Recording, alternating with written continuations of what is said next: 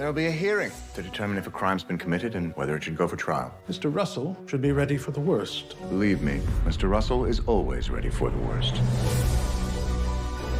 We can't afford a scandal, not when I'm so near. I'm facing the possibility of prison, and my wife is more concerned with the date of a ball. I love you.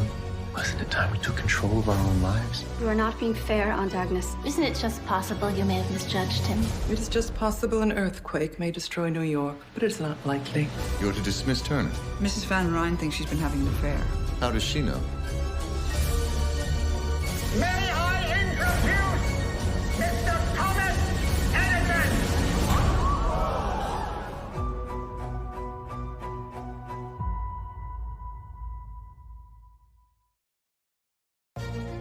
There's always the potential for, are you going to be perceived as a villain, and ultimately, how will that affect the stock price? George, I know, was based a little bit on Jay Gould, and I think Jay Gould was really vilified in the papers at the time because of what happens with the train derailment. There's the threat that George becomes seen that way. They know what caused the crash. Someone in my organization used old and damaged axles on the engine, killing 5 men in the process. Bertha has to go to a train crash, and she completely shifts gears and wears her version of a very conservative, steady, staid dress. Again, it shows her social intelligence. Thank you, Mr. Russell. We're very grateful, Miss Barton. As far as she's concerned, it's a terrible thing. But in Bertha's thinking, what we have to do now is contain the damage. It's very clear that she's mostly concerned with her reputation and not necessarily about the people who were killed. What I love about it is that it complicates Bertha's character in that when it comes to her social ambitions, she's myopic. We must try and control the damage. The company's taken a bit of a dent, but we seem to be climbing back. No, I meant the damage to us, you and me. Can you manage the papers?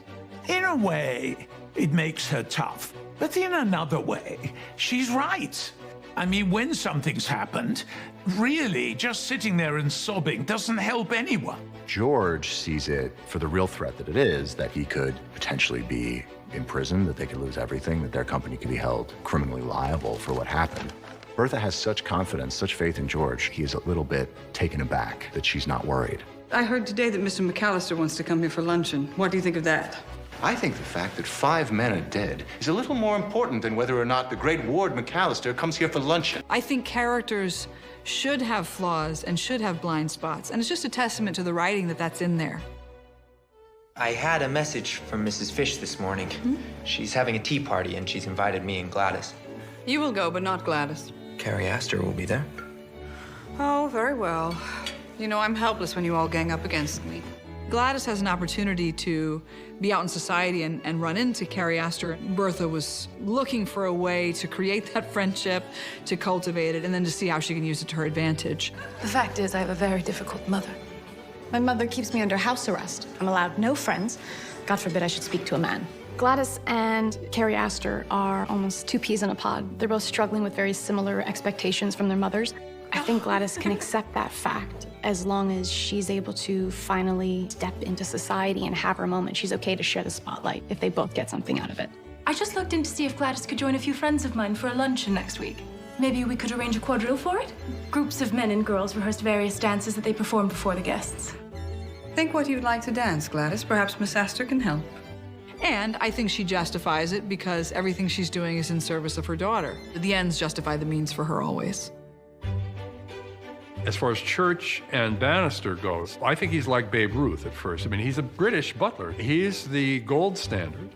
But then the first time he gets to the house, he starts to throw off on what he sees around. I get on Church's nerves once I start giving him the once-over, finding fault with everything he does. We never lay a fork without a knife or a spoon to partner it. He gets snarky and condescending in an especially British way, and it's like the Revolutionary War all over again. You know, they'll always be in England, and they're always going to be a pain in the ass. But I think Church begins to resent me considerably, particularly when I get bribed by Mrs. Russell with a sum that is gobsmackingly huge. $100. I understand I'm asking a lot. You could rely on me, madam. Don't give it another thought. I can't argue with that choice because she's doing it because Ward McAllister, the guest she's trying to impress, wants things done in the British way.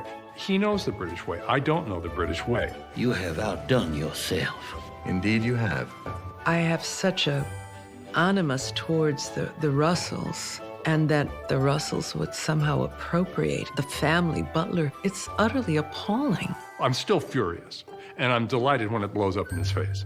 Of course, the big question is why Mrs. Van Ryn doesn't fire him on the spot. It would be so hard to replace him, even though she finds the whole thing deplorable. I was a bit appalled when I read the script. Do my eyes deceive me? Aunt Agnes, what a surprise. Mrs. Russell never said you were coming. This dinner party may be one of my favorite scenes, just because Christine Baranski is so hilarious. I mustn't interrupt your party. I should go. I must have misread the clock. She's very composed, but I think when she loses her temper, it's a frightening thing. There are those people, they're very contained, but when they lose it, whoa.